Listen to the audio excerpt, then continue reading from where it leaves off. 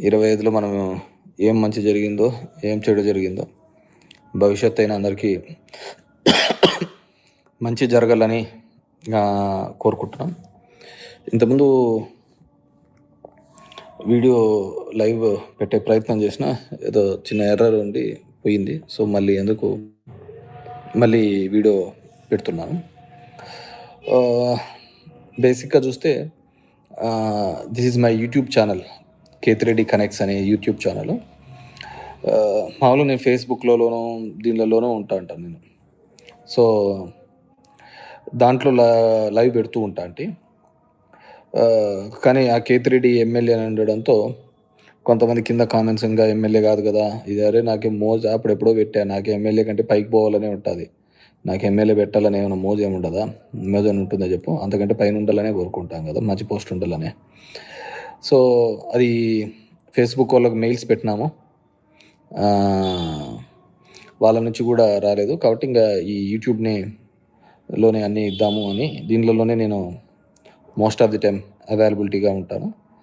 So couple of things జరిగినది నేను మొదటి నుంచి చెప్తుంటే కదా, కొన్ని రోజులు టైం ఇచ్చేసి తర్వాత యాక్టివ్ అవుతాను ఇది అని చెప్పేసి. అంటే పొలిటికల్గా యాక్టివ్గా ఉన్నాం, కానీ మాట్లాడేది కానీ చెప్పేది కానీ ఇంతకుముందు బాగా ఫేస్బుక్లో రెగ్యులర్గా మాట్లాడుతూ ఉంటే 10 రోజులకు ఈ మధ్యన తగ్గించాను. ఎందుకంటే మొదట్లో మాట్లాడినప్పుడల్లా పార్టీలో కావచ్చు, ఎందుకు గెలుపోవటం జరిగినాయి, వీటన్నిటి గురించి కూడా మాట్లాడుతున్న సందర్భం. కానీ ఇప్పుడు ప్రతిపక్షాలుగా మేము చేసినది, పాలకవర్గము ఎన్డీఏ కూటమి ఏ విధంగా చేసింది, దేశం యొక్క సినారియోస్ నాకు తోచినది నాకు చెప్పుకుంటూ పోవడం నాకు మొదటి నుంచి అలవాటు. అది కొంతమందికి మంచి కావచ్చు, కొంతమందికి చెడు కావచ్చు, బట్ నేను అనుకునేది మాట్లాడాలని మొదటి నుంచి నాకు అలవాటు. సో దాంట్లో భాగంగా 25లో చూస్తా అంటే పెద్దగా అద్భుతాలు ఏం జరిగినట్టు లేదు. అద్భుతాలు ఏం జరుగు రోజు మనం చూస్తున్నట్టుగా లక్షల కోట్లు పెట్టుబడులు అని చెప్పి బ్యానర్ ఐటంలో చూస్తున్నాం. అది ఎక్కడున్నాయో తెలియదు. తీసుకునే అప్పులు మాత్రం అప్పుకు కొత్తగా పేర్లు పెట్టి రుణ సమీకరణ అనే పేర్ల మీద అప్పులు తీసుకుంటా ఉన్నాము. సో ఆ విధంగా జరిగిపోతుంది. మనం అలాగే నమ్ముతున్నాం, అలాగే పోతున్న సందర్భం. పాపం ఇంతకుముందు అంతా కూడా మా ప్రభుత్వం మీద బాధపడేవాళ్ళు. జగన్మోహన్ రెడ్డి కొంతమందికి డబ్బులు ఇచ్చేవాడు, పేదోళ్ళను డబ్బులు ఇచ్చేవాడు, మిగతా వాళ్ళందరూ మధ్యతరగతి, మధ్యతరగతి మా అలాంటి వ్యాపారస్తులంతా ఏం కావాలి అనేవాళ్ళు. ఇప్పుడేమంటున్నారు అంతా, జగన్ రెడ్డి మేలయ్యా, జగన్ రెడ్డి అందరికీ డబ్బులు ఇస్తా అంటే వాళ్ళు వచ్చి మా దగ్గర సామాన్లు కొంటాండ్రి. ఇప్పుడు ఆ పద్ధతి లేదు, అందరూ పేదవాళ్ళు బయటికి రావటం లేదు, వ్యాపారస్తులకి సరిగ్గా లేదు, అందరూ ఇబ్బందికరమైన పరిస్థితులలో ఉన్నామని చెప్పేసి బాధపడుతున్న సందర్భం. నాకు తెలిసి ఏమైనా ఉంటే ఏమైనా మందు ఏమైనా ఎక్కువ పోయి ఉండొచ్చేమో బా, అంతకంటే మందు తప్ప వేరేది ఏమీ పెద్దగా కొనుగోలు శక్తిలో పెరుగుతున్నట్టు ఏం లేదు. ఎందుకంటే మనమంతా దానిల దగ్గరే కదా అంతా మంచి చెడులన్నీ మాట్లాడే విషయం అంతా కూడా. మన ఇంట్లో పిల్లలకు చెప్పాం కానీ, తల్లిదండ్రులకు చెప్పాం కానీ, అంత మందు దగ్గర చెప్తా అంటాం అనమాట మంచి చెడులని, అవే తీడుస్తాయని. రాత్రికి అయితే మొత్తం ఉంటుంది కదా, నిద్ర వస్తుందేమోనని ఒక ఫీలింగ్తో. సో అదే కదా, మన దేశంలో ఎక్కడా లేని విధంగా మంచి విద్యను అందిస్తాము, బాగా స్కూళ్ళు చేస్తామంటే ఒప్పుకొని దాంట్లో మంచి మందు ఇస్తాము అంటే సంబరపడిన కాలాలు ఉన్నాయంటే అది ఎక్కడా ఉండదు అనమాట, మన దేశంలోనే జరుగుతుంటే. సో అందరూ హ్యాపీస్, బాగా మంచిదా మందు తాగింటారు. సో ఈరోజు ఈ లైవ్ వల్ల ఇది చేసేది ఏంటంటే, ఏ వర్గము హ్యాపీతో ఉంది, ఏ వర్గం హ్యాపీగా లేరు అనే దాంట్లో చూస్తే, రైతాంగం చూస్తే అలాగే తయారైనాడు, కర్షకుడు, కార్మికుడు అందరూ కూడా ఇబ్బందికరమైన పరిస్థితి. 2026లో అయినా మంచిదే జరుగుతుందేమో చూడాలి. మరి రైతులు గిట్టుబాటు లేదు, కార్మికులు పని చేస్తే డబ్బు లేదు. ఇప్పుడు కొత్తగా గ్రామాలలో అయితే ఇప్పుడు ఎన్ఆర్జీఎస్ వచ్చింది. దాన్ని ఎన్ఆర్జీఎస్ 2005లో నేను హానెస్ట్గా చెప్పదలుచుకున్నా, చాలా చోట్ల గొడవలు, ఫ్యాక్షన్లు తగ్గినాయి ఎన్ఆర్జీఎస్ వచ్చిన తర్వాత. ఎందుకంటే ప్రతి ఒక్కరు తన కాళ్ళ మీద తను పని చేసుకుంటున్నాడు, తిరుగుతున్నాడు, పని చేసుకుంటున్నాడు, ఇబ్బంది లేకుండా ఉన్న సందర్భం నుంచి ఈరోజు 10,000 కోట్ల రూపాయల బడ్జెట్ నుంచి ఇప్పుడు 4,000 కోట్లకు బడ్జెట్ అయింది. మనమంతా ఏమైందంటే జీరామ్జీ పేరు పెట్టినాడు, గాంధీ పేరు తీసేసినాడు. దీని మీద అంతా పడింటే వీళ్ళు సైలెంట్గా ఆ డైవర్సిఫికేషన్లో సైలెంట్గా పథకాన్ని కంప్లీట్గా నిర్వీర్యం చేయడం పరిస్థితి. ఎందుకంటే ఓన్లీ మనకు అదాని అంబానీ బాగుంటే చాలు కదా, వీళ్ళందరూ జనాలు ఎట్లా పోతేనే ఏముంటుంది. మనం కూడా దాని గురించి కూడా పెద్దగా ఆలోచించే పరిస్థితిలో లేములే. మనకంతా కూడా ఆ పద్ధతిలో ఆలోచించే పరిస్థితి లేదు. ఖచ్చితంగా ఉపాధి హామీ పనిలో జరిగిన లోటుపాటు వల్ల, ఎందుకంటే స్టేట్ గవర్నమెంట్ డబ్బులు ఇచ్చేంత వరకు సెంట్రల్ గవర్నమెంట్ డబ్బులు ఇవ్వదు. మనమా అప్లోడ్ చేయలేము. మనకున్న వ్యాపకాలు ఎక్కువైపోయినాయి. ఉన్నదంతా తీసుకుపోయి అమరావతిలో పెట్టడానికే సరిపోతుంది.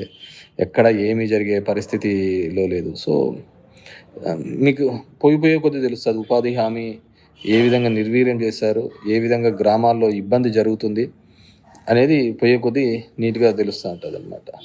ఎవరో వంశీ 11 ప్రోనా ఎవరో పెట్టారు, మంచి నకిలీ మంది అది.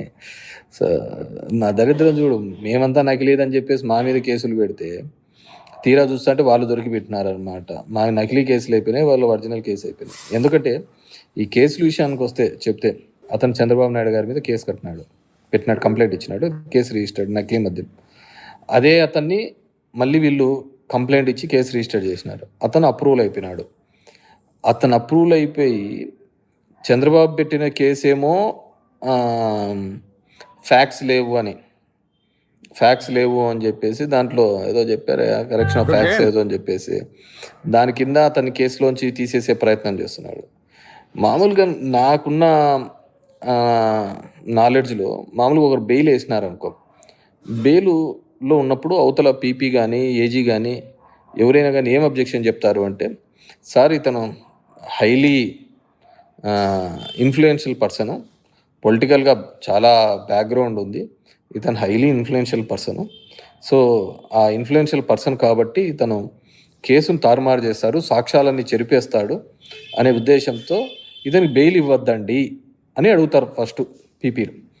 కోర్టు దానికి కన్విన్స్ అయితే బెయిల్ ఇవ్వదు, కన్విన్స్ కాకుంటే బెయిల్ ఇస్తా అంటారు. ఇప్పుడు చంద్రబాబు నాయుడు కేసులో సుప్రీంకోర్టులో బెయిల్ వచ్చింది. సరే, అతనికి ఏదో జబ్బుల వల్ల బాధపడుతున్నాడని ఇంకోటి వచ్చింది. ఈరోజు జరుగుతున్నది ఏంది, వాసుదేవ్ రెడ్డి అనే అతన్ని తీసబోయి కేసులో ఇరికిచ్చాడు.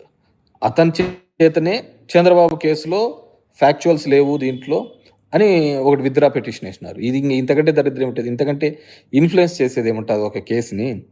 సరే, మన దేశంలో ఇవే జరిగిపోతున్నాయి కాబట్టి ఇంక సరిపోతుంది, అన్ని వ్యవస్థలు అలాగే తయారైనాయి కాబట్టి దీంట్లో కూడా. లేకుంటే ఇది ఎవడు చెప్పినా ఎక్కడ చెప్పినా ముందు ఫస్ట్ జరిగేది ఏంటంటే సుప్రీంకోర్టుకు పోయినా ఎక్కడ పోయినా చంద్రబాబు నాయుడు గారి బెయిల్ క్యాన్సిల్ కావాలి. బికాస్ హీఈస్ సుప్రీంగా ఉండి, ఈ స్టేట్ ముఖ్యమంత్రిగా ఉండి, హీఈస్ ఇన్ఫ్లుయెన్సింగ్ ఒక కంప్లైంట్ పార్టీని ఇన్ఫ్లుయెన్స్ చేసి అతని మీద కేసు పెట్టిన దాని మీద ఆయన విత్డ్రా ఎట్లా చేస్తారు. ఎందుకంటే ఆ కేసులో ఈడీ 2-3 జైల్లో పెట్టింది. ఈడీని 2-3 పెట్టి జైల్లో వేసి ఇతను 52 రోజులు జైల్లో ఉండి చాలా ఆస్తులు అటాచ్ చేసింది. మరి అలాంటి కేసులలో ఎలా పెడతారో నాకు అర్థం కావటం లేదు. సో మన రాజ్యాలన్నీ అలాగే నడుస్తున్నాయి కదా, ఏదైనా ఎట్లయినా చేసుకుంటా ఉండొచ్చు. అన్నిటికీ ఒక దేవుని పేరు చెప్పుకుంటా అంటే చాలు ఇంకా బయటపడిపోతా అంటారు. అదే కదా, మనం దేవుణ్ణి మనం నమ్ముతాం, వాళ్ళు నమ్ముకుంటా అంటారు రాజకీయాల కోసం. అది ఎప్పుడో ఎన్టీఆర్, కృష్ణ, మురళీమోహను ఏదో సినిమా ఉంటుంది, దేవుడు చేసిన మనుషులు అని చెప్పేసి. సో సేమ్ డిట్టో సబ్జెక్ట్ అదే జరుగుతుంది. అంటే మనం వింటానం, పోతానం, మాట్లాడేవాడు లేడు. ఇది లేదు, చూసినాం కదా 2025లో ఆపరేషన్ సింధూర్ అండి. ఆపరేషన్ సింధూర్ అయిపోయిన తర్వాత దాంట్లో ట్విట్టర్లో ట్రంప్ పెట్టేంత వరకు తెలియదు ఆ యుద్ధం ఆగిపోయిందనే విషయం. మనమంతా ఏందో జరిగిపోతుందని మనం అనుకుంటా అంటే ఆ ట్విట్టర్లో పెట్టేంత వరకు మనకు తెలియదు అనమాట ఆపరేషన్ సింధూర్. ఇంకేంది, అన్నిటికంటే ఏషియా కప్లో తిలక్ వర్మ ఏదో కొట్టి గెలిపిస్తే పిఎం స్థాయిలో ఉన్న వ్యక్తి ఆపరేషన్ సింధూర్ పార్ట్ 2 అని పెట్టినారు. ఇది యాడికనుకోల్లో ఢిల్లీ బ్లాస్ట్ సంగతి ఏమైందో తెలియదు. మనకి ఇవన్నీ పట్టవు, మనకి దీని గురించి ఆలోచించడానికి టైం లేదు. చెప్తున్నా కదా, రూపాయి వాల్యూ 91 ఎంతో అయిపోయింది. మామూలుగా మనం మాట్లాడుతుంటే ఏమంటా అంటే మా ఫ్రెండ్ అమెరికాలో ఉంటాడు డాక్టరు,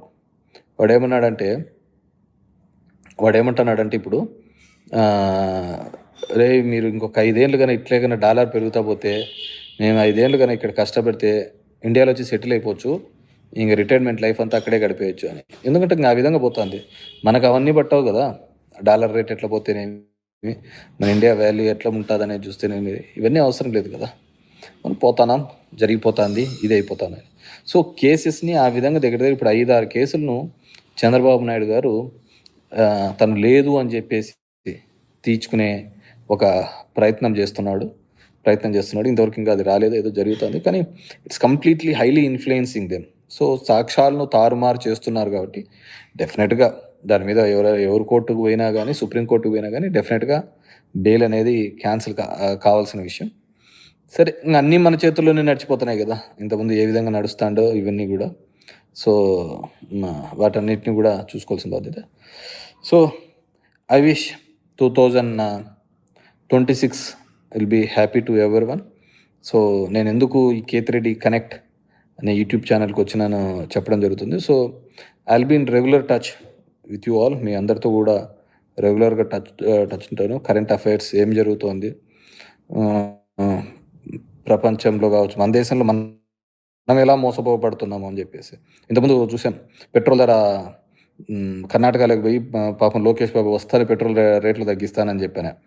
సో అదే పెట్రోల్ రేట్ ఉంది.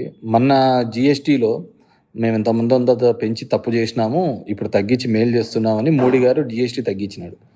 కార్లలో కొన్ని వెహికల్స్ 18 చేసినాడు, కొన్ని దాంట్లోకి 28 చేసినాడు హై ఎండ్ వెహికల్స్కి. ఇప్పుడు 18 ఉండే దాంట్లకు మళ్ళీ చంద్రబాబు నాయుడు 10% సెస్ పెంచినాడు. మనకేం అనవసరం దాని గురించి మాట్లాడము. ఎందుకంటే బికాజ్ వీ హ్యావ్ టు, మనం మాట్లాడకపోతే అది నిజమైపోతుంది. మేము గతంలో చేసిన అతిపెద్ద తప్పులలో అదొకటి. ఇప్పుడు పెరిగిన గ్యాస్ సిలిండర్లు ఉన్నాయి, పెరిగిన పెట్రోల్ రేట్లు ఉన్నాయి. ఇవన్నీ ఏపీ గవర్నమెంట్లో జగన్మోహన్ రెడ్డి ఏం పెంచినది ఎన్డీఏ గవర్నమెంట్లో ఉన్న వాళ్ళు పెంచినారు. మేము మాట్లాడలేకపోయినాం. మాట్లాడినంటే మా మీద ఆ నింద వచ్చేది కాదు. ఈరోజు వాళ్ళ తిరుగుతున్నప్పుడు కూడా మనం ప్రశ్నించేవాళ్ళం. సో డెఫినెట్గా అందరూ కూడా మాట్లాడాల్సిన అవసరం ఉంది. సో ఐ రిక్వెస్ట్, నేనైతే రెగ్యులర్గా దీనిలో మాట్లాడుతూ ఉంటాను ఇక మీదటి నుంచి. సో వారానికి 10 రోజులకు ఒకసారైనా డెఫినెట్గా కరెంట్ అఫైర్స్ నాకు తెలిసినది, నాకు తోచినది, మా పార్టీలో కావచ్చు, బయట కావచ్చు, ఇవన్నీ కూడా చెప్పుకుంటాము పోతూ ఉంటాము. మా పార్టీది అయితే ముందే చెప్పేసినాను ఎక్కడ తప్పిదాలు జరిగినాయి, ఎక్కడ జరిగినాయని. ఇప్పుడు పాలకులు చేసే దాంట్ల మీద డెఫినెట్గా క్వశ్చన్ చేస్తూ ఉంటాం. మా ధర్మవరానికి వచ్చేకల్లా కూడా మా గుడ్ మార్నింగ్ ధర్మవరం అంటున్నారు, అది కూడా తొందరలోనే కూడా మొదలు పెడతాము జనం దగ్గరికి. విల్ సీ వై పబ్లిక్ ఏ విధంగా రియాక్ట్ అయినారు, ఏ విధంగా రియాక్ట్ అవుతున్నారు అని చెప్పేసి. So please follow for my updates in Kethireddy Connects YouTube channel. I'll be regularly in touch with you. Thank you.